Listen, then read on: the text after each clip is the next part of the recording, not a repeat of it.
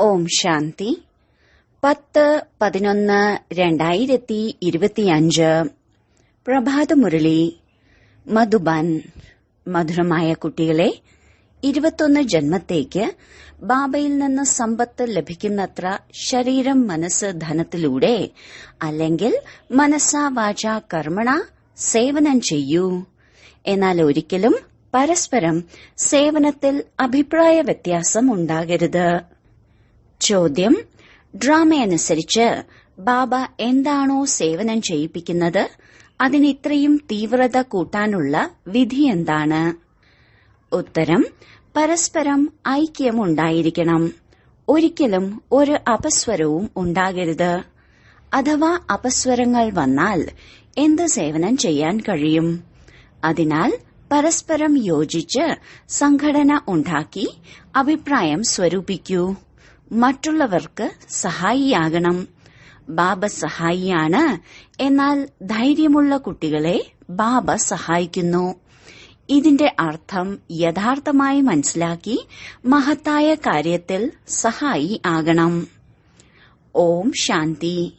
മധുരമധുരമായ കുട്ടികൾ ആത്മീയ അച്ഛന്റെ അടുത്ത് റീഫ്രഷ് ആകുന്നതിനാണ് വന്നിരിക്കുന്നത്. റീഫ്രഷായി തിരിച്ചുപോയി എന്തെങ്കിലും ചെയ്തു കാണിക്കണം. ഓരോ കുട്ടിക്കും സേവനത്തിന്റെ തെളിവ് കാണിക്കണം. എങ്ങനെയാണോ ചില കുട്ടികൾ ഞങ്ങൾക്ക് സേവാകേന്ദ്രം തുറക്കണമെന്ന് മനസ്സിൽ ആഗ്രഹമുണ്ട് എന്ന് പറയാറുണ്ട്, ഗ്രാമങ്ങളിലും നിങ്ങൾ സേവനം ചെയ്യുന്നില്ലേ? അതിനാൽ നിങ്ങൾ കുട്ടികൾക്ക് ഈ ചിന്തയുണ്ടായിരിക്കണം, 21 ജന്മങ്ങളിലേക്ക് സമ്പത്ത് നേടുന്നതിന് വേണ്ടി എനിക്ക് മനസ്സാ വാച കർമ്മണ അല്ലെങ്കിൽ ശരീരം, മനസ്സ്, ധനം കൊണ്ട് സേവനം ചെയ്യണം. ഇതായിരിക്കണം നിങ്ങളുടെ ചിന്ത. ഞാൻ എന്തെങ്കിലും ചെയ്യുന്നുണ്ടോ? ആർക്കെങ്കിലും ജ്ഞാനം കൊടുക്കുന്നുണ്ടോ? മുഴുവൻ ദിവസവും ഈ ചിന്ത ഉണ്ടായിരിക്കണം. സേവാ കേന്ദ്രങ്ങളെല്ലാം തുറന്നോളൂ. എന്നാൽ വീട്ടിൽ പതിയും പത്നിയും തമ്മിൽ അഭിപ്രായ വ്യത്യാസം ഉണ്ടാകരുത്. ഒരു പ്രശ്നവും ഉണ്ടാകരുത്. സന്യാസിമാർ വീട്ടിലെ പ്രശ്നങ്ങളിൽ നിന്നും ഒഴിഞ്ഞു പോകുന്നു. കണ്ടിട്ടും കാണാത്തതുപോലെ പോകും. പിന്നീട് ഗവൺമെന്റ് അവരെ തടയുന്നുണ്ടോ? കേവലം പുരുഷന്മാരാണ് പോകുന്നത്. നാഥനില്ലാത്തവർ അഥവാ വൈരാഗ്യം വന്ന മാതാക്കളും പോകുന്നുണ്ട്. അവരെയും സന്യാസിമാർ ഇരുത്തി പഠിപ്പിക്കുന്നുണ്ട്. അവരെ കൊണ്ട് കാര്യങ്ങൾ ചെയ്യിക്കും. ധനമെല്ലാം അവരുടെ കൈകളിലായിരിക്കും. വാസ്തവത്തിൽ വീടുപേക്ഷിച്ചാൽ പൈസ സൂക്ഷിക്കേണ്ട കാര്യമില്ല. അതിനാൽ ബാബ ഇപ്പോൾ നിങ്ങൾക്ക് മനസ്സിലാക്കി തരികയാണ്. ബാബയുടെ പരിചയം കൊടുക്കണം എന്നത് എല്ലാവരുടെയും ബുദ്ധിയിൽ ഉണ്ടായിരിക്കണം. മനുഷ്യർക്ക് ഒന്നും അറിയില്ല, ബുദ്ധിശൂന്യരാണ്. നിങ്ങൾ കുട്ടികൾക്ക് ബാബയുടെ ആജ്ഞയാണ്, മധുരമധുരമായ കുട്ടികളെ, നിങ്ങൾ സ്വയത്തെ ആത്മാവാണ് എന്ന് മനസ്സിലാക്കൂ. കേവലം പണ്ഡിതനാകരുത്. തന്റെയും നന്മ ചെയ്യൂ. ഓർമ്മയിലൂടെ സത്തോ പ്രധാനമാകണം. വളരെ പുരുഷാർത്ഥം ചെയ്യണം. ഇല്ലെങ്കിൽ വളരെ പശ്ചാത്തപിക്കേണ്ടി വരും. പറയാറുണ്ട്, ബാബ ഞങ്ങൾ ഇടയ്ക്കിടയ്ക്ക് മറക്കുന്നു, വേറെ സങ്കല്പങ്ങൾ വരുന്നുണ്ട്. ബാബ പറയുന്നു, കുട്ടികളെ, അത് വരിക തന്നെ ചെയ്യും. നിങ്ങൾക്ക് ബാബയുടെ ഓർമ്മയിലിരുന്ന് സത്തോ പ്രധാനമാകണം. അപവിത്രമായി മാറിയ ആത്മാവിന് പരംപിത പരമാത്മാവിന്റെ ഓർമ്മയിലൂടെ പവിത്രമാകണം. ബാബ കുട്ടികൾക്ക് നിർദ്ദേശം നൽകുകയാണ്, അല്ലയോ ആജ്ഞാകാരികളായ കുട്ടികളെ, നിങ്ങൾക്ക് ആജ്ഞ നൽകുകയാണ്, നിങ്ങൾ എന്നെ ഓർമ്മിക്കൂ, എങ്കിൽ പാപം ഇല്ലാതാകും. ആദ്യം ഈ കാര്യം കേൾപ്പിച്ചു കൊടുക്കണം. നിരാകാരനായ ശിവബാബയാണ് പറയുന്നത്, പതിത പാവനനായ എന്നെ മാത്രം ഓർമ്മിക്കൂ. വികർമ്മം വിനാശമാകുന്നതിന് ഈ ഓർമ്മയല്ലാതെ മറ്റൊരു ഉപായവുമില്ല. ആർക്കും ഒന്നും പറഞ്ഞു തരാനും സാധിക്കില്ല. ധാരാളം സന്യാസിമാരുണ്ട്. യോഗ സമ്മേളനങ്ങളിൽ വന്ന് പങ്കെടുക്കാൻ ക്ഷണിക്കും. ഇപ്പോൾ അവരുടെ ഹഠയോഗത്തിലൂടെ ആരുടെയും നന്മയൊന്നും ഉണ്ടാകാൻ പോകുന്നില്ല. ഈ രാജയോഗത്തെക്കുറിച്ച് അറിയാത്ത ധാരാളം യോഗ പഠിപ്പിക്കുന്ന ആശ്രമങ്ങളുമുണ്ട്. ബാബയെയും അറിയില്ല. സത്യമായ യോഗം പഠിപ്പിക്കാൻ പരിധിയില്ലാത്ത ബാബയ്ക്കേ സാധിക്കൂ. ബാബ നിങ്ങൾ കുട്ടികളെ തനിക്ക് സമാനമാക്കി മാറ്റുകയാണ്. ഞാൻ നിരാകാരനാണ്. താൽക്കാലികമായി ഈ ശരീരത്തിലേക്ക് വന്നിരിക്കുകയാണ്. ഭാഗ്യശാലി രഥം തീർച്ചയായും മനുഷ്യന്റേതായിരിക്കുമല്ലോ. കാളയുടേതാണെന്ന് പറയില്ല. ബാക്കി കുതിരവണ്ടിയുടെ കാര്യമൊന്നുമില്ല. യുദ്ധത്തിന്റെയും കാര്യമില്ല. നിങ്ങൾക്കറിയാം, യുദ്ധം ചെയ്യേണ്ടത് മായയുടെ കൂടെയാണ്. ഇങ്ങനെ പാടാറുണ്ട്, മായയോട് തോറ്റാൽ തോൽവി തന്നെ. നിങ്ങൾക്കിതെല്ലാം വളരെ നന്നായി മനസ്സിലാക്കി കൊടുക്കാൻ കഴിയും. എന്നാൽ ഇപ്പോൾ നിങ്ങൾ പഠിച്ചുകൊണ്ടിരിക്കുകയാണ്. ചിലർ പഠിച്ചു മണ്ണിൽ വീണു പോകുന്നുമുണ്ട്.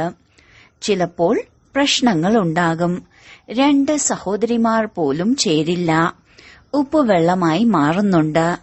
നിങ്ങൾ തമ്മിൽ ഒരു പ്രശ്നവും ഉണ്ടാകരുത്. അഥവാ പ്രശ്നമുണ്ടാക്കിയാൽ അവരെന്ത് സേവനമാണ് ചെയ്യുക എന്ന് ബാബ പറയും. വളരെ നല്ലവരുടെ അവസ്ഥ പോലും ഇങ്ങനെ ആകുന്നുണ്ട്. ഇപ്പോൾ മാലയുണ്ടാക്കിയാൽ അത് കുറവുകളുള്ള മാലയായിരിക്കും. ഇവരിൽ ഈ അവഗുണങ്ങളുണ്ടെന്ന് അറിയും. ഡ്രാമ പ്ലാൻ അനുസരിച്ച് ബാബ സേവനം ചെയ്യിപ്പിച്ചുകൊണ്ടിരിക്കുകയാണ്. നിർദ്ദേശം തന്നുകൊണ്ടേയിരിക്കുന്നുണ്ട്. ഡൽഹിയിൽ വലയം സൃഷ്ടിക്കൂ. കേവലം ഒരാൾക്ക് മാത്രം ചെയ്യാൻ കഴിയില്ല. പരസ്പരം യോജിച്ച് അഭിപ്രായം എടുക്കൂ.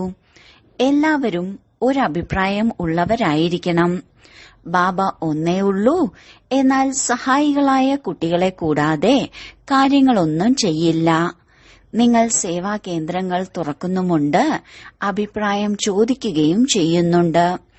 ആരെങ്കിലും സഹായിക്കാനുണ്ടോ എന്ന് ബാബ ചോദിക്കാറുണ്ട്. അപ്പോൾ പറയാറുണ്ട്, ബാബ ഉണ്ട്.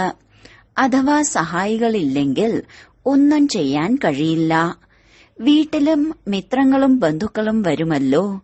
അഥവാ നിങ്ങളെ ആക്ഷേപിക്കുകയോ വേദനിപ്പിക്കുകയോ ചെയ്താലും നിങ്ങൾ അതിനെക്കുറിച്ച് ചിന്തിക്കേണ്ട. നിങ്ങൾ കുട്ടികൾ ഒരുമിച്ചിരുന്ന് അഭിപ്രായം ചോദിക്കണം. സേവാ കേന്ദ്രങ്ങൾ തുറക്കുമ്പോൾ എല്ലാവരും ഒരുമിച്ച് എഴുതാറുണ്ട്, ബാബ ബ്രാഹ്മണിയുടെ നിർദ്ദേശത്തിലൂടെയാണ് ഞങ്ങൾ ചെയ്യുന്നത് എന്നെല്ലാം. സിന്ധിയിൽ ഇങ്ങനെ പറയാറുണ്ട്, 1ന്റെ കൂടെ 2 കൂട്ടിയാൽ 12 ആകും എന്ന്. 12 പേരുണ്ടെങ്കിൽ കൂടുതൽ നല്ല അഭിപ്രായം ലഭിക്കും. ചിലയിടത്ത് ആരോടും നിർദ്ദേശം ചോദിക്കുന്നില്ല. ഇപ്പോൾ അങ്ങനെ കാര്യം ചെയ്യാൻ കഴിയുമോ? ബാബ പറയുകയാണ്, ഏതുവരെ നിങ്ങൾ പരസ്പരം സംഘടന ഉണ്ടാക്കുന്നില്ലയോ അതുവരെ ഇത്രയും വലിയ കാര്യം എങ്ങനെ ചെയ്യും?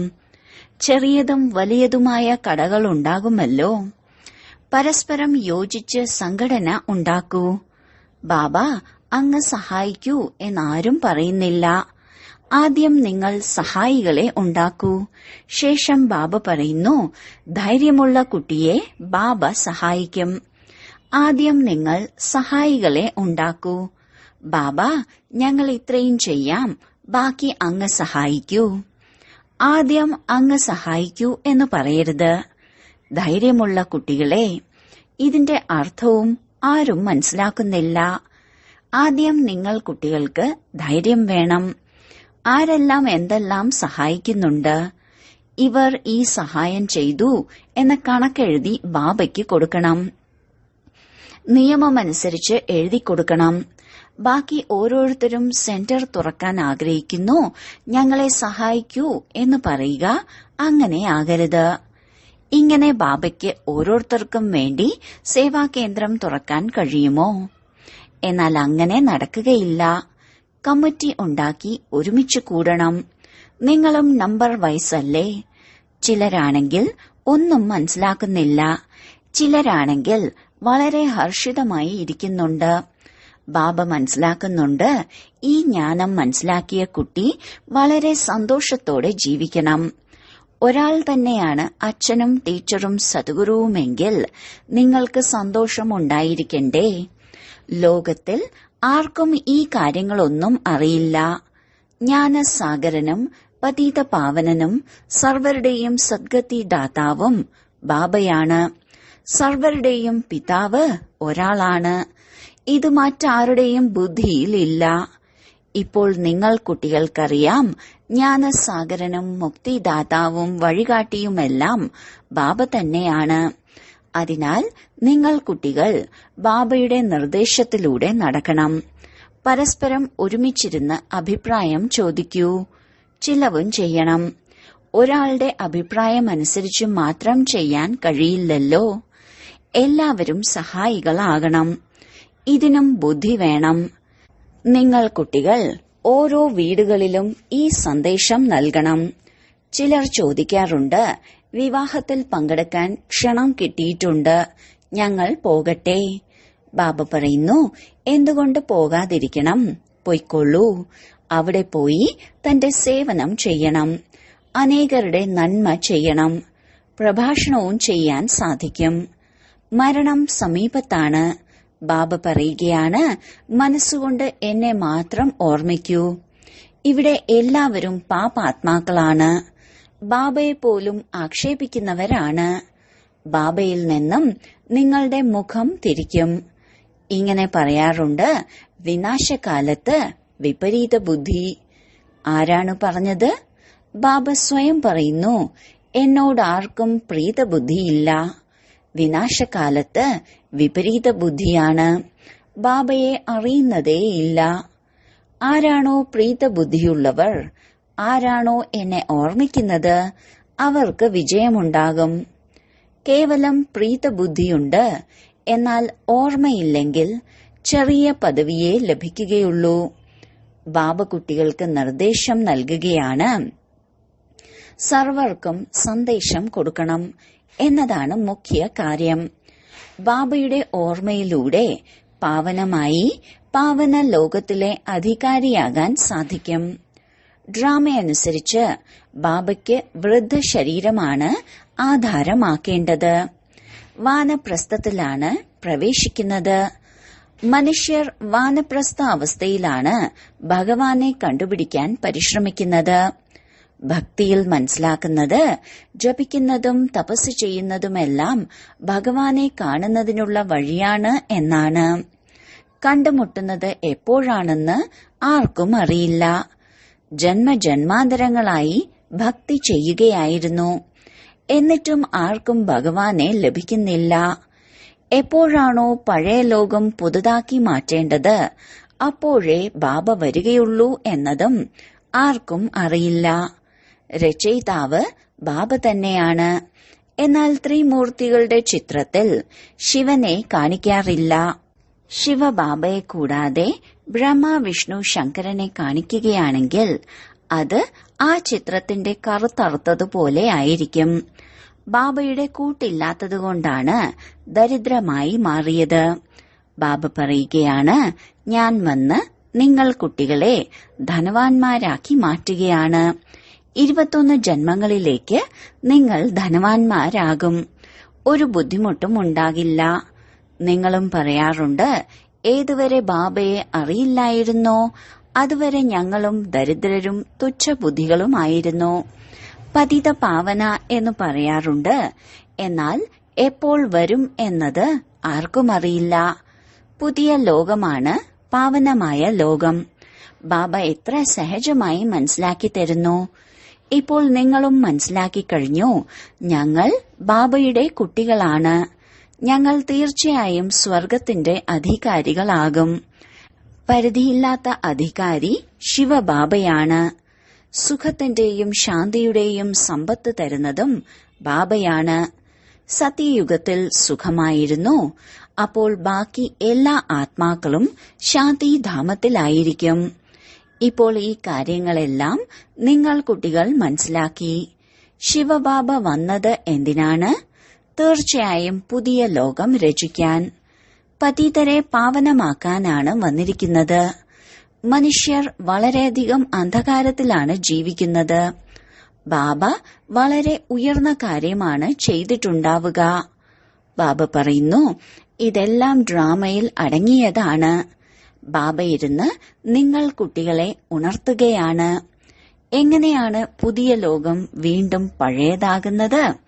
നിങ്ങൾ ഈ മുഴുവൻ ഡ്രാമയെക്കുറിച്ചും മനസ്സിലാക്കി. ബാബ പറയുകയാണ്, മറ്റെല്ലാം ഉപേക്ഷിച്ച് നിങ്ങൾ ഒരു ബാബയെ ഓർമ്മിക്കൂ. നമുക്ക് ആരോടും വെറുപ്പില്ല, ഇത് മനസ്സിലാക്കി കൊടുക്കണം. ഡ്രാമയനുസരിച്ച് മായയുടെ രാജ്യവും വേണമല്ലോ. ഇപ്പോൾ വീണ്ടും പറയുകയാണ്, മധുരമധുരമായ കുട്ടികളെ, ഇപ്പോൾ ഈ ചക്രം പൂർത്തിയാവുകയാണ്. ഇപ്പോൾ നിങ്ങൾക്ക് ഈശ്വരീയ നിർദ്ദേശമാണ് ലഭിക്കുന്നത്. ഇപ്പോൾ 5 വികാരങ്ങളുടെ നിർദ്ദേശത്തിലൂടെ നടക്കരുത്. പകുതി കൽപ്പമായി മായയുടെ നിർദ്ദേശത്തിലൂടെ നടന്ന് തമോ പ്രധാനമായി മാറി. ഇപ്പോൾ ഞാൻ നിങ്ങളെ സതോ പ്രധാനമാക്കി മാറ്റാൻ വന്നിരിക്കുകയാണ്. സതോ പ്രധാനതയുടെയും തമോ പ്രധാനതയുടെയും കളിയാണ് ഇത്. ഇതിൽ ഗ്ലാനിയുടെ കാര്യമില്ല. ഇങ്ങനെ പറയാറുണ്ട്, ഭഗവാൻ എന്തിനാണ് ഈ വരുന്നതിന്റെയും പോകുന്നതിന്റെയും നാടകം രചിച്ചത്? എന്തിനാണ് എന്ന ചോദ്യം തന്നെ ഉയരുന്നില്ല. ഇത് ഡ്രാമയുടെ ചക്രമാണ്. ഇതാവർത്തിച്ചുകൊണ്ടിരിക്കും. ഡ്രാമ അനാദിയാണ്. ഇപ്പോഴുള്ളത് കലിയുഗമാണ്. സത്യയുഗം കഴിഞ്ഞുപോയതാണ്. ഇപ്പോൾ വീണ്ടും ബാബ വന്നിരിക്കുകയാണ്. ബാബ ബാബ എന്ന് പറഞ്ഞുകൊണ്ടിരിക്കൂ, എങ്കിൽ മംഗളമുണ്ടാകും. ബാബ പറയുകയാണ്, ഇത് അതിഗൂഹ്യവും രമണീകവുമായ കാര്യങ്ങളാണ്. പറയാറുണ്ട്, സിംഹിണിയുടെ പാൽ സ്വർണപാത്രത്തിലേ ഇരിക്കൂ. സ്വർണം പോലുള്ള ബുദ്ധി എപ്പോഴാണ് ലഭിക്കുന്നത്? ആത്മാവിലാണല്ലോ ബുദ്ധിയുള്ളത്. ആത്മാവാണ് പറയുന്നത്, എന്റെ ബുദ്ധി ഇപ്പോൾ ബാബയുടെ അടുത്താണ്. ഞാൻ ബാബയെ വളരെയധികം ഓർമ്മിക്കുന്നുണ്ട്. എന്നാൽ ഇടയ്ക്കിടയ്ക്ക് ബുദ്ധി അങ്ങോട്ടും ഇങ്ങോട്ടും പോകുന്നുണ്ട്. ബുദ്ധിയിൽ ജോലി കാര്യങ്ങൾ വരുന്നു. അപ്പോൾ നിങ്ങളുടെ കാര്യങ്ങൾ ബാബയ്ക്ക് കേൾക്കാൻ കഴിയില്ല. പരിശ്രമിക്കുന്നുമുണ്ട്. എത്രത്തോളം മരണം അടുത്തു വരുന്നോ നിങ്ങൾ കൂടുതൽ ഓർമ്മയിലിരിക്കും. മരണസമയത്ത് എല്ലാവരും പറയാറുണ്ട്, ഭഗവാനെ ഓർമ്മിക്കൂ എന്ന്. ഇപ്പോൾ ബാബ സ്വയം പറയുകയാണ്, നിങ്ങൾ എന്നെ ഓർമ്മിക്കൂ. നിങ്ങളെല്ലാവരും വാനപ്രസ്ഥ അവസ്ഥയിലാണ്. തിരിച്ചു വീട്ടിലേക്ക് പോകണം. അതിനാൽ എന്നെ മാത്രം ഓർമ്മിക്കൂ. മറ്റുള്ള കാര്യമൊന്നും കേൾക്കാൻ പോകരുത്. നിങ്ങളുടെ ശിരസിൽ ജന്മജന്മാന്തരങ്ങളുടെ പാപത്തിന്റെ ഭാരമാണ് ഉള്ളത്. ശിവബാബ പറയുകയാണ്, ഈ സമയത്ത് എല്ലാവരും അജാമിലനാണ്. മുഖ്യമായ കാര്യം ഓർമ്മയുടെ യാത്രയാണ്. ഇതിലൂടെ നിങ്ങൾ പാവനമാകും. അതോടൊപ്പം പരസ്പരം സ്നേഹവും ഉണ്ടായിരിക്കണം. പരസ്പരം അഭിപ്രായങ്ങൾ ചോദിക്കണം. ബാബ സ്നേഹസാഗരനല്ലേ? അതിനാൽ നിങ്ങൾക്ക് പരസ്പരം വളരെ സ്നേഹമുണ്ടായിരിക്കണം. ദേഹി അഭിമാനിയായി ബാബയെ ഓർമ്മിക്കൂ. സഹോദര സഹോദരി ബന്ധം പോലും മുറിക്കണം. സഹോദരി സഹോദരനോടും യോഗം വെക്കരുത്. ഒരു ബാബയുമായി യോഗം വെക്കണം. ബാബ ആത്മാക്കളോടാണ് പറയുന്നത്, എന്നെ ഓർമ്മിക്കുന്നതിലൂടെ നിങ്ങളുടെ വികാരി ദൃഷ്ടി ഇല്ലാതാകും. കർമ്മേന്ദ്രിയങ്ങളിലൂടെ ഒരു വികർമ്മവും ചെയ്യരുത്. മനസ്സിൽ തീർച്ചയായും കൊടുങ്കാറ്റ് വരും. ഇത് വളരെ ഉയർന്ന ലക്ഷ്യമാണ്. ബാബ പറയുകയാണ്, കുട്ടികളെ, നിങ്ങളുടെ കർമ്മേന്ദ്രിയങ്ങളാണ് വികർമ്മം ചെയ്ത് നിങ്ങളെ ചതിക്കുന്നത്.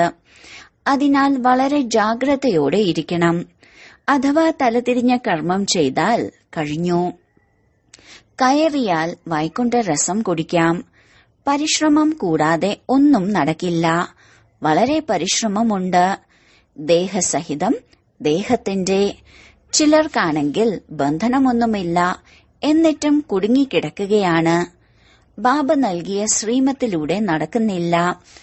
2 ലക്ഷം രൂപ നിങ്ങളുടെ കയ്യിലുണ്ടെങ്കിൽ, കുടുംബം വലുതാണെങ്കിലും ബാബ പറയും, കൂടുതൽ ജോലികളിൽ പോയി കുടുങ്ങരുത്. വാനപ്രസ്ഥിയായി മാറൂ. വളരെ ചുരുക്കി ചിലവ് ചെയ്യൂ. ദരിദ്രർ എത്ര സാധാരണമായാണ് ജീവിക്കുന്നത്. ഇപ്പോൾ എന്തെല്ലാം സാധനങ്ങളാണ് വന്നിരിക്കുന്നത്, ചോദിക്കേ വേണ്ട. ധനവാന്മാർക്ക് ചിലവിന്റെ മുകളിൽ ചിലവായിരിക്കും. അതല്ലെങ്കിൽ വയറിന് എന്താണ് വേണ്ടത്? ഒരു പിടി ധാന്യം, അത്ര മതി. ശരി, വളരെ കാലത്തെ വേർപാടിന് ശേഷം തിരികെ കിട്ടിയ മധുരമധുരമായ കുട്ടികൾക്ക് മാതാവും പിതാവുമായ ബാബ്ദാദയുടെ സ്നേഹസ്മരണകളും സുപ്രഭാതവും. ആത്മീയ അച്ഛന്റെ ആത്മീയ കുട്ടികൾക്ക് നമസ്കാരം. ധാരണയ്ക്കുള്ള മുഖ്യസാരം: 1. പരസ്പരം വളരെ സ്നേഹികളായി മാറണം. എന്നാൽ സഹോദരീ സഹോദരനോട് യോഗം വയ്ക്കരുത്. കർമ്മേന്ദ്രിയങ്ങളിലൂടെ ഒരു വികർമ്മവും ചെയ്യരുത്. 2.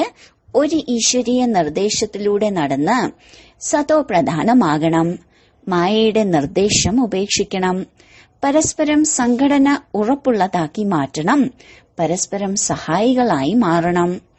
വരദാനം: ലക്ഷ്യത്തിനനുസരിച്ച് ലക്ഷണത്തിന്റെ സന്തുലനത്തിന്റെ കലയിലൂടെ ഉയരുന്ന കലയുടെ അനുഭവം ചെയ്യുന്ന ബാബയ്ക്ക് സമാനം സമ്പന്നമായി ഭവിക്കട്ടെ. കുട്ടികൾക്ക് വിശ്വമംഗളത്തിനുള്ള ആഗ്രഹവുമുണ്ട്. ബാബയ്ക്ക് സമാനമാകുവാനുള്ള ശ്രേഷ്ഠ ആഗ്രഹവുമുണ്ട്. എന്നാൽ ലക്ഷ്യത്തിനനുസരിച്ച് എന്ത് ലക്ഷണം സ്വയത്തിനും സർവർക്കും കാണപ്പെടണമോ അതിൽ വ്യത്യാസമുണ്ട്. അതിനാൽ സന്തുലനത്തിന്റെ കല ഇനി ഉയരുന്ന കലയിലേക്ക് കൊണ്ടുവന്ന് ഈ അന്തരത്തെ അകറ്റൂ. സങ്കല്പമുണ്ട്, എന്നാൽ ദൃഢതാ സമ്പന്ന സങ്കല്പമാകണം. എന്നാൽ ബാബയ്ക്ക് സമാനം സമ്പന്നമാകുവാനുള്ള വരദാനം പ്രാപ്തമായിക്കൊള്ളും. ഇപ്പോൾ കറങ്ങുന്ന സ്വദർശനത്തിന്റെയും പരദർശനത്തിന്റെയും ചക്രങ്ങൾ വ്യർത്ഥ കാര്യങ്ങളുടെ ത്രികാലദർശിയാകുന്നത് ഇവയെ പരിവർത്തനം ചെയ്ത് സ്വചിന്തക സ്വദർശന ചക്രധാരിയാകൂ. സ്ലോഗൻ: സേവനത്തിന്റെ ഭാഗ്യം പ്രാപ്തമാകുന്നത് തന്നെയാണ് ഏറ്റവും വലിയ ഭാഗ്യം. അവ്യക്ത സൂചന: അശരീരി അഥവാ വിദേഹി സ്ഥിതിയുടെ അഭ്യാസം വർദ്ധിപ്പിക്കൂ. അഭ്യാസം ചെയ്യൂ. ദേഹവും ദേഹത്തിന്റെ ദേശവും മറന്ന് അശരീരി പരംധാം നിവാസിയാകൂ. പിന്നീട് പരംധാം നിവാസിയിൽ നിന്ന് അവ്യക്ത സ്ഥിതിയിൽ സ്ഥിതി ചെയ്യൂ. പിന്നെ സേവനത്തെ പ്രതി ശബ്ദത്തിലേക്ക് വരൂ. സേവനം ചെയ്തുകൊണ്ടും തന്റെ സ്വരൂപത്തിന്റെ സ്മൃതിയിൽ കഴിയൂ. തന്റെ ബുദ്ധിയെ എവിടെ വേണമോ അവിടെ ഒരു സെക്കൻഡിനേക്കാൾ കുറഞ്ഞ സമയത്തിൽ വയ്ക്കൂ. എങ്കിൽ പാസ് വിത്ത് ഓണറായി മാറും. ഓം ശാന്തി.